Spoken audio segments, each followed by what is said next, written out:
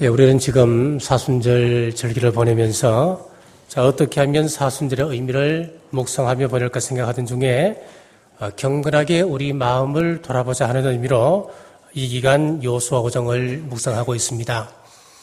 오늘은 사순절 네 번째 주일을 보내며 유월절 의미라고 하는 제목으로 말씀을 선포하겠습니다. 생명이 피에 있다는 말씀은 성경의 핵심 진리입니다. 성경은 피 이야기로 시작해서 피 이야기로 끝을 내는 책입니다. 레위기 17장 11절에 보면은 피에 대해서 이렇게 말씀하고 있습니다. 육체의 생명은 피에 있음이라. 내가 이 피를 너희에게 주어 단에 뿌려 너희의 생명을 위하여 속하게 하였나니 생명이 피에 있으므로 피가 죄를 속하느니라. 성경은 적어도 700번 이상의 피 이야기로 가득 채워져 있습니다. 인간이 범죄하자 말자 하나님은 피의 역사를 시작하십니다.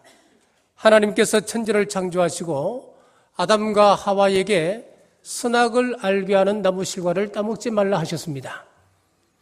그런데 아담과 하와가 선악과를 따먹었습니다. 따먹고 부끄러워서 무화과 잎으로 옷을 만들어 입고 나무 그늘 밑에 숨었습니다. 주님께서 찾아오셨습니다. 아담아, 아담아, 내가 어디 있느냐? 내가 벗었으므로 부끄러워 나무 밑에 숨었나이다. 자, 그때 부끄러워서 숨었다기보다는 내가 먹는 날에는 정령 죽으리라고 하는 하나님의 말씀이 두려웠기 때문입니다. 분명히 아담은 두려워서 눈을 감았을 겁니다. 이젠 죽었구나. 그런데 눈을 떠보고 보니까 자기 앞에 양이 한 마리 죽어 있습니다. 두 눈은 쑥 빠지고 네 다리는 부러져 있습니다. 그 가죽으로 옷을 지어 아담과 하와에게 지어 입으셨습니다.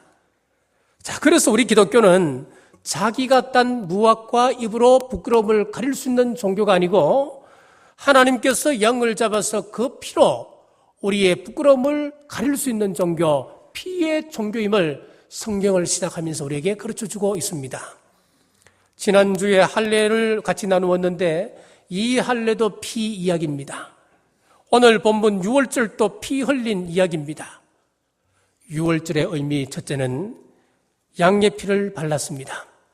출애굽기 12장 7절 말씀에 그 피를 양을 먹을 집 좌우 문설주와 임방에 바르고 그랬습니다. 자, 유월절을 보면은 준비부터 철저했습니다. 1년 되고 흠없는 순양과 순염소를 준비를 하는데 아비몰 10일에 준비해서 14일 저녁에 그 양이나 염소를 잡았습니다. 그러니까 적어도 4일 동안만큼은 미리 예비된 양이었습니다.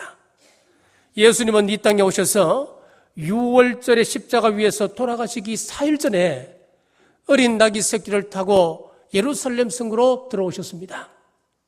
자, 우리 성경을 읽어보면은 이 날짜가 얼마나 기가 막힌지 모릅니다.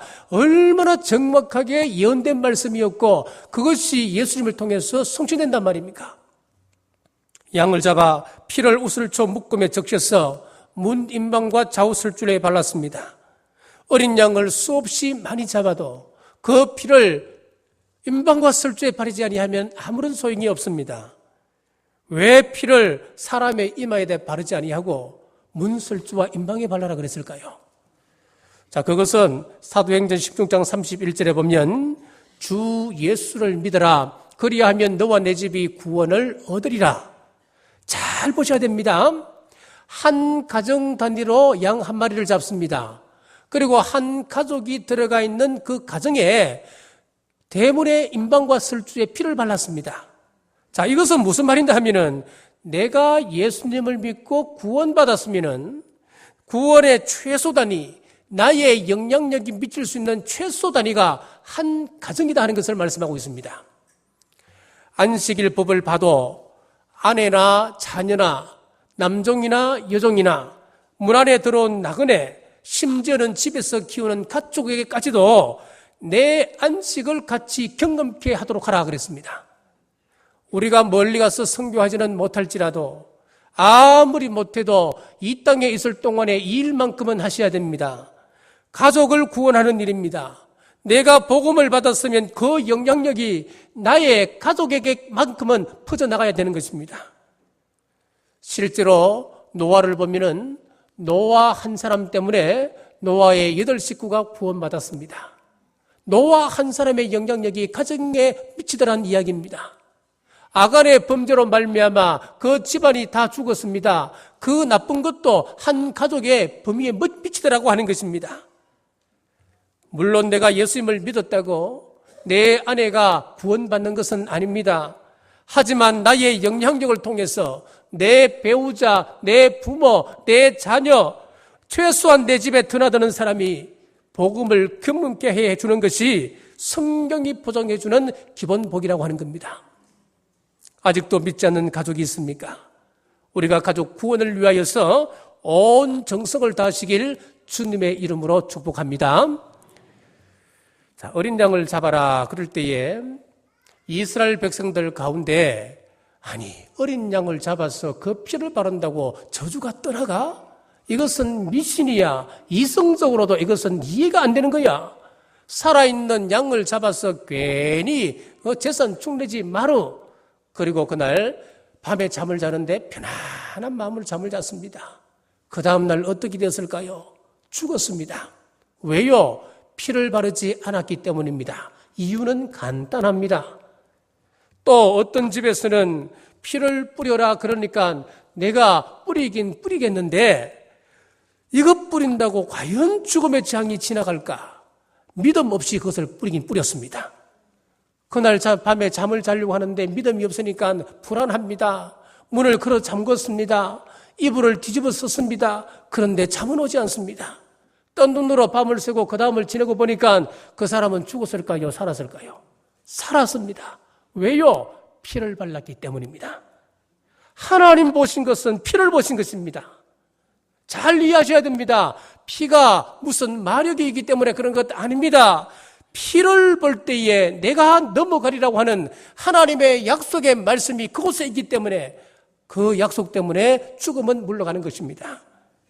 마찬가지입니다. 우리가 구원받은 것은 예수님의 피를 내 마음에 뿌리면 그 피를 보고 죄를 씻어주겠다고 하는 약속이기 때문에 우리는 그 말씀대로 믿으면 구원에 이르게 됩니다. 그렇기 때문에 사도 베드로는 베드로전서 1장 18절 말씀에서 이렇게 합니다. 너희가 알거니와 너희 조상이 물려준 헛된 행실에서 대속함을 받은 것은 은이나 금같이 없어질 것으로 된 것이 아니요 오직 흠없고 점없는 어린 양 같은 그리스도의 보배로운 피로 된 것이니라 그랬습니다. 여기 보면은 구원의 표에 대해서 말씀하고 있는데 거룩도 아닙니다. 사랑도 아닙니다. 우리가 많은 구제하는 것, 구제도 아닙니다. 오직 하나입니다. 어린 양 같은 보배로운 그리스도의 보배로운 피다. 그렇게 성경은 말씀하고 있습니다. 자, 그러면은 여기서 어린 양의 피를 뿌린다고 하는 것은 예수 그리스도의 피 뿌림을 상징하고 있는데 히브리서 10장 22절에 우리가 마음의 뿌림을 받아 양심의 악을 깨닫고 몸을 맑은 물에 씻었으니 참 마음과 온전한 믿음으로 하나님께 나아가자. 우리 마음에 그리스도의 피 뿌림을 받는다 하는 것은 내 죄를 깨닫고 내가 회개함을 해서 하나님으로부터 죄 사함 받는 것을 의미합니다.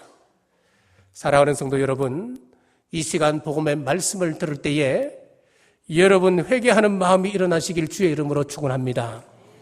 예수 그리스도의 피가 여러분의 영혼에 뿌려지시길 주의 이름으로 축복합니다. 이것이 피를 임방과 설주에 바르는 영적인 의미입니다. 유월절의 의미 둘째는 고기를 불에 구웠습니다. 출애굽기 12장 8절에 그 밤에 그 고기를 불에 구워 그랬습니다. 자, 이제 피를 바르고 온 식구가 한 가정에 모였습니다. 그리고 고기를 먹는데 그 고기는 반드시 불에 구워라 그랬습니다. 왜 불에 구워 먹습니까? 불은 심판을 상징합니다. 우리 예수 그리스도께서 지옥의 형벌을 받으시고 심판받으시고 우리 예수님께서 모든 제물이 되셨습니다. 그래서 우리는 예수 그리스도를 섭취하지 아니하면 구원이 없습니다. 나는 갈비탕을 좋아하니까 물에 끓여서 먹어야지. 나는 육개를 좋아하니까 생걸 그대로 먹어야지. 그것 안 된다는 겁니다. 반드시 불에 구워 먹으라 그랬습니다. 요즘 포스트 모더니즘에서 종교 다원주의를 이야기합니다. 예수 그리스도만 구원자냐? 마호멧도 구원자가 될 수 있고 석가모니도 구원자가 될 수 있고 공자님도 구원자가 될 수 있다. 어디에 가든지 진리에만 도달하면 되지 않느냐 이야기합니다. 실제로 타 종교에도 보면은 우리가 존경할 만한 스승들이 참 많이 있습니다. 그러나 기독교는 그걸 용납하지 않습니다. 어떤 분은 예수 그리스도를 병을 고치는 의사로 만날 수도 있습니다. 어떤 사람은 인생의 귀한 진리를 가르쳐주는 스승으로, 윤리 선생님으로 그의 사상과 철학을 연구하는 사람도 있습니다. 성경에서 무슨 사상을 빼내고 철학을 빼내고 또 윤리를 빼내는 것, 그것은 우리의 구원이 아닙니다. 아무리 예수님을 인류의 스승으로 연구한다 하더라도 불에 구워진 예수 그리스도가 아니면 우리에게는 결코 구원이 없다 말씀합니다. 이렇게 어린 양을 잡아 피를 바르고 그 집안에서 구운 고기를 먹는 사람들이 또 한 가지 명심해야 될 것이 있습니다. 출애굽기 12장 22절 후반절에 보시면은 아침까지 한 사람도 자기 집 문 밖에 나가지 말라 그랬습니다. 저녁에 양을 잡았습니다. 그리고 말씀대로 그 양의 피를 문설주와 임방에 다 뿌렸습니다. 그리고 저녁에 먹을 양고기도 잘 장을 해두었습니다. 이제 모든 준비가 끝났으니까 이제 슬슬 애굽 사람들이 사는 지역으로 마실 한번 나가볼까? 그것 안 된다는 겁니다. 예수님을 믿는 사람들은 예수님 안에 거해야 됩니다. 믿음의 사람들과 교제하고 믿음의 사람들과 대화를 나누고 믿음의 사람들과 삶을 나누는 것, 그게 중요하다는 겁니다. 그래서 교회가 중요하고 교회 생활이 중요한 것입니다. 이렇게 할 때 그날 밤에 놀라운 일이 일어났습니다. 출애굽기 12장 13절 말씀해 보시면은 내가 애굽 땅을 칠 때에 그 피가 너희의 거하는 집에 있어서 너희를 위하여 표적이 될지라. 내가 피를 볼 때에 너희를 넘어가리니 재앙이 너희에게 내려 멸하지 아니하리라. 그날 밤에 문설주와 임방의 양의 피가 칠해져 있는 집은 죽음이 넘어갔습니다. 너희가 얼마나 착한지 그거 보고 넘어가리라. 아닙니다, 여러분. 너희가 얼마만큼 이 사회 속에서 구제를 많이 했느냐, 희생했느냐, 그거 보고 넘어가리라 아니었습니다. 내가 피를 볼 때에 너희를 넘어가리니 전적으로 피를 보고 넘어가겠다, 그렇게 말씀하고 있습니다. 유월절을 이 시대에 어떻게 적용해야 될까요? 출애굽기 12장 14절에 보면 이 유월절을 앞으로 잘 지키라 그랬습니다. 그것을 문자 그대로 해석해서 어떤 이단은 구약의 유월절을 지금 이 시대에도 지켜야 구원받는다 그럽니다. 예수님도 유월절을 지켰지 않느냐? 예수님께서 지키셨던 그 유월절을 우리도 지켜야 된다. 그래야 구원받는다. 여러분, 집에 있으면은 이런 이단들이 종종 찾아옵니다. 유월절 지켜야 구원받는다고. 경주에도 많이 사서들 다닙니다. 그러나 이 시대에 양을 잡아서 그 피를 대문에 바른다고 구원 문제는 해결되지 않습니다. 왜냐하면 예수님께서 오심으로 친히 유월절 어린 양이 되셨기 때문입니다.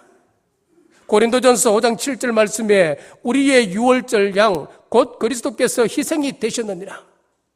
베드로전서 1장 19절에 오직 흠없고 점없는 어린 양 같은 그리스도의 보배로운 피로 한 것이니라 성경은 말씀합니다. 그래서 오늘 우리는 예수님의 피가 우리 영혼의 문설주와 임방에 있어야 사는 것입니다. 다른 길은 없습니다. 자, 구약시대처럼 우리가 보이는 양을 잡아서 그 양의 피를 우리 집 대문에 바르는 것, 그건 어떻게 보면 쉬울 수 있습니다. 자, 그런데 우리 영혼의 문설주의 어린 양 대신 예수님의 피를 바른다. 여러분, 이게 어떻게 가능합니까? 이건 어떻게 해야 되겠습니까? 자, 그 피를 바는 방법은 무엇일까? 사도행전 2장 21절 말씀에 보면은 주 예수를 믿어라. 그리하면 너와 내 집이 구원을 얻으리라 그랬습니다. 여기서 보면은 누구든지라고 하는 이 단어가 키포인트입니다. 누구든지 예수님을 부르면 예수님께서 하나님께서 그 피를 뿌려주시겠다 말씀합니다. 누구든지입니다. 흑인이든 백인이든 죄인이든 의인이든 누구든지 주의 이름을 부르는 자는 구원받습니다. 예수님의 피로 내 죄 씻음 받았다고 하는 신앙 고백만 있으면 그 신앙 고백을 보고 죽음은 넘어갑니다. 다른 이로는 구원을 얻을 수 없나니 천하 인간의 구원을 얻을 만한 다른 이름을 우리에게 주신 일이 없습니다 했습니다. 천국은 착하다고 가는 것 아닙니다. 도덕적으로 완벽하다고 가는 것도 아닙니다. 오직 예수님의 피, 예수님의 이름으로 가는 줄 믿으시기 바랍니다. 여리고성 기생 라합을 보십시오. 그의 집을 거쳐가는 많은 사람들을 통하여서 그는 하나님의 이야기를 들었습니다. 아니 여보게 홍해를 하나님께서 가르셨대. 요단강도 가르셨대. 아모리의 두 왕을 다 멸하셨대. 앞으로 이 가나안 땅을 하나님께서 이스라엘 백성들에게 주신대. 로마서 10장 17절 말씀에 보면은 믿음은 들음에서 난다 그랬습니다. 마찬가지입니다. 이 기생 라합이 자기 집을 드나드는 수많은 사람들을 통하여서 하나님의 이야기를 듣고 또 듣다 보니까 그 마음에 믿음이 생겼습니다. 마침 이스라엘 스파이 두 사람이 자기 집에 유하게 되었습니다. 그런데 군사들이 어떻게 알았는지 군사들이 밀어닥치기 시작합니다. 그때 라합이 이스라엘 정탐꾼을 지붕 위에 숨겨두었다가 군사들이 지나가고 난 다음에 붉은 줄로 묶어서 창문으로 두 정탐꾼을 탈출시켜 줍니다. 탈출시켜 줄 때에 라합이 이렇게 부탁을 합니다. 나는 당신들이 섬기는 하나님의 소문을 들었습니다. 당신들의 하나님께서 이 땅을 당신들에게 주신다는 그 사실을 나는 믿습니다.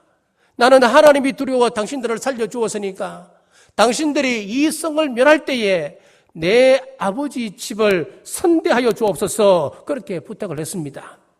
그때 정탐꾼이 당신이 우리를 구해준 이 붉은 밧줄을 창문에 매달아 놓고 가족들을 이 집으로 다 모아라 그랬습니다.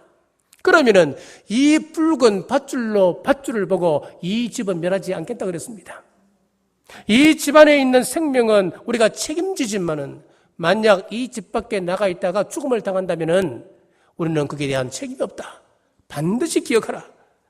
후에 이 약속대로 여리고성을 진멸할 때에 붉은 밧줄이 모였던 이 라합의 가족들은 전부 다 구원을 받습니다. 라합과 그 가족이 의인입니까? 깨끗한 사람들이었습니까? 아니었습니다. 막 산 사람들이었습니다. 그들에게 있어서 구원의 표는 생활이 아니었습니다. 그들의 의로운 행동이 아니었습니다.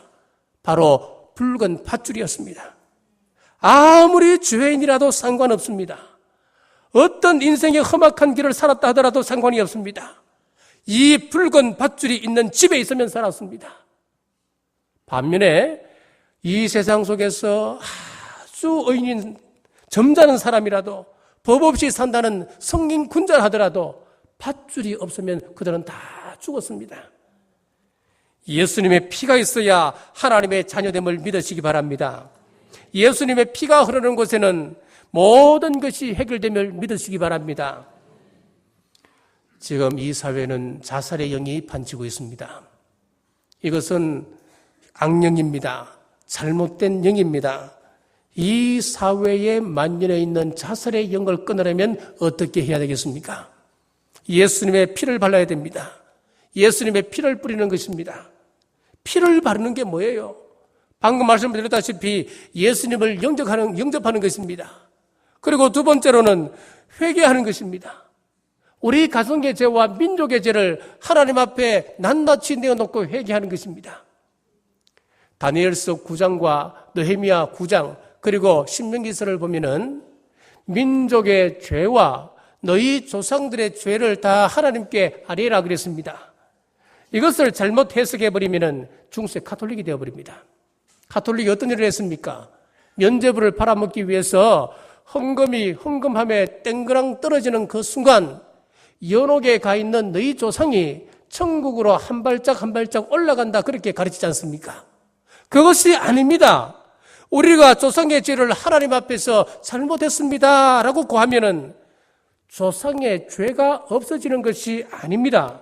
조상의 지은 죄는 그대로 있습니다. 그러나 하나님의 서운한 마음을 어루만져 드릴 수 있다고 하는 겁니다. 지금 일본 사람들이 한국에 잘못했다고 사과한다고 해서 과거에 지었던 그들의 죄가 없어지는 겁니까? 아니거든요. 위안부 문제 좀 사과하라고 해서 그 사람들이 지금부터 사과를 하지 않습니다. 사과하지 않으니까 이번에 우리 대통령하고 일본의 총리가 회담을 하면서 우리 대통령이 눈길을 한 번 안 줍니다. 왜 그렇습니까? 우리 국민의 정서를 지금 대변하고 있거든요. 우리 마음이 상해 있다, 그 말입니다. 그래서 우리의 상한 마음을 어루만져주는 것이 중요합니다. 그 사람들이 잘못했다고 이야기한다고 해서 과거에 우리 조상들에게 했던, 우리 어른들에게 했던 잘못이 없어지는 것 아닙니다. 하지만 후손인 우리 마음이 너그러워진다는 거예요. 사그러진다는 거예요.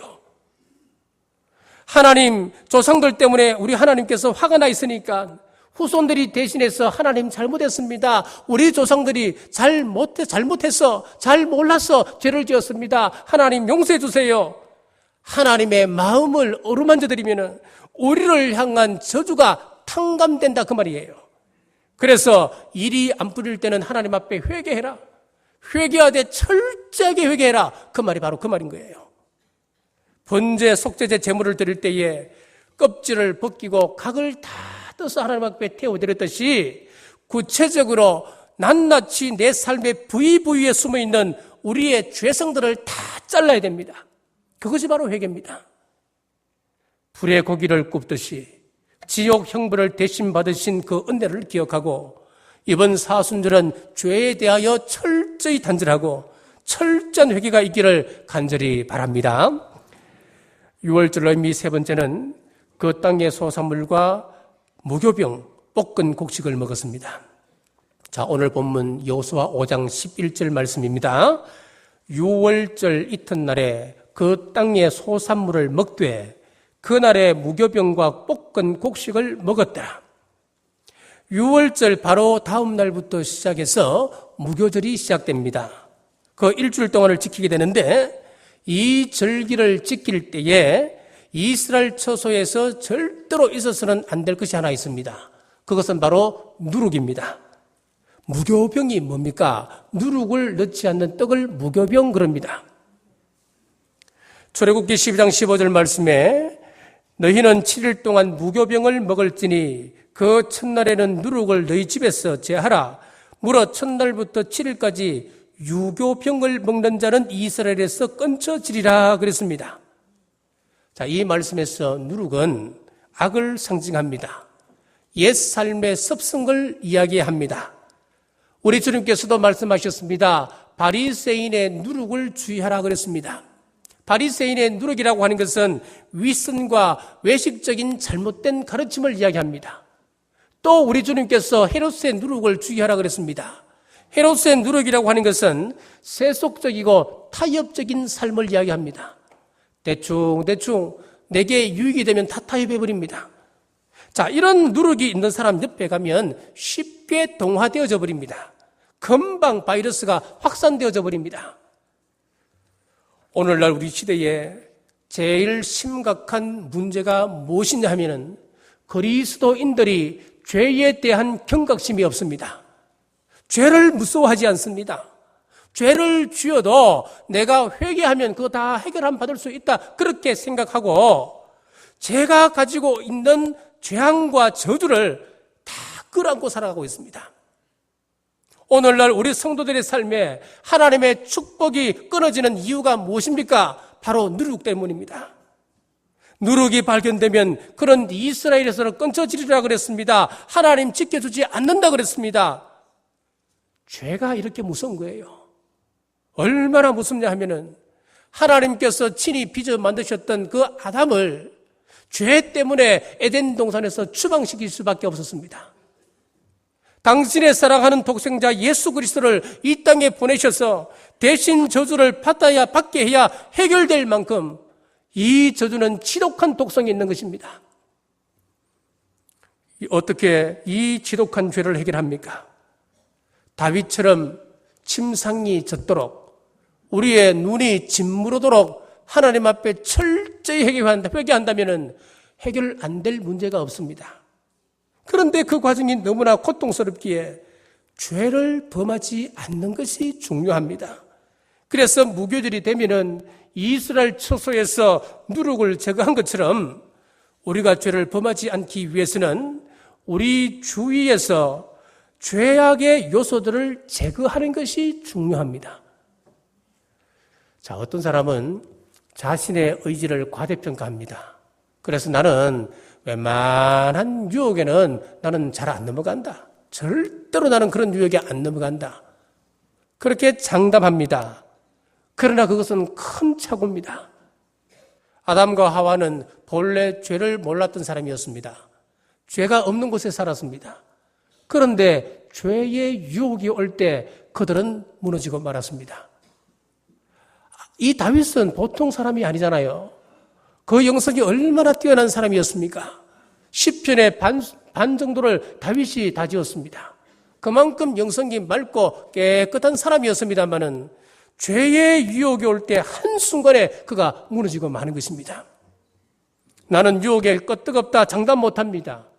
우리는 조그마한 유혹에도 쉽게 무너질 수 있다고 하는 사실을 인정하셔야 됩니다.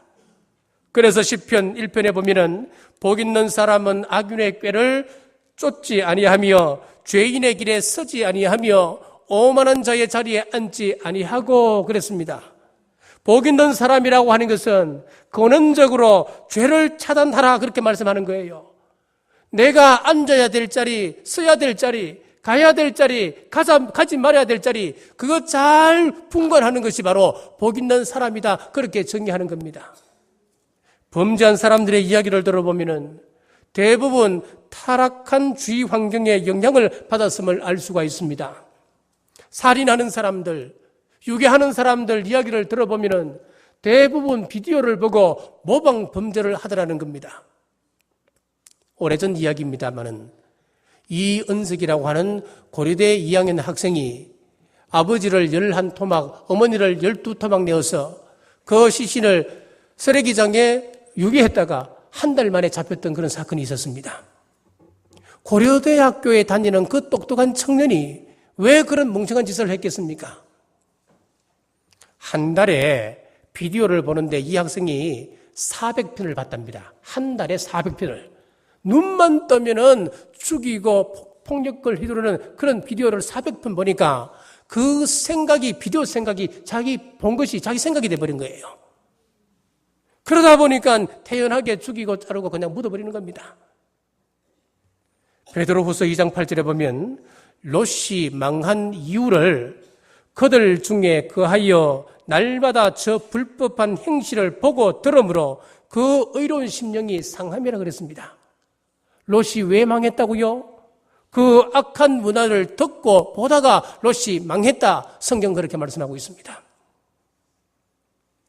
2014년 사순절을 보내며 우리 남부교회 온 성도들은 자기 내면에 있는 죄의 본성을 6월절 어린 양 대신 예수 그리스도의 보혈의 군등으로 제어할 뿐 아니라 우리 주변에 도사리고 있는 누룩, 죄의 요소들을 철저히 제거하고 우리가 가야 할 곳, 가지 말아야 할 곳, 봐야 할 것, 보지 말아야 할 것 구분하여서 경건한 삶을 훈련하시는 그런 사순절 기간이 되시길 주님의 이름으로 축복합니다.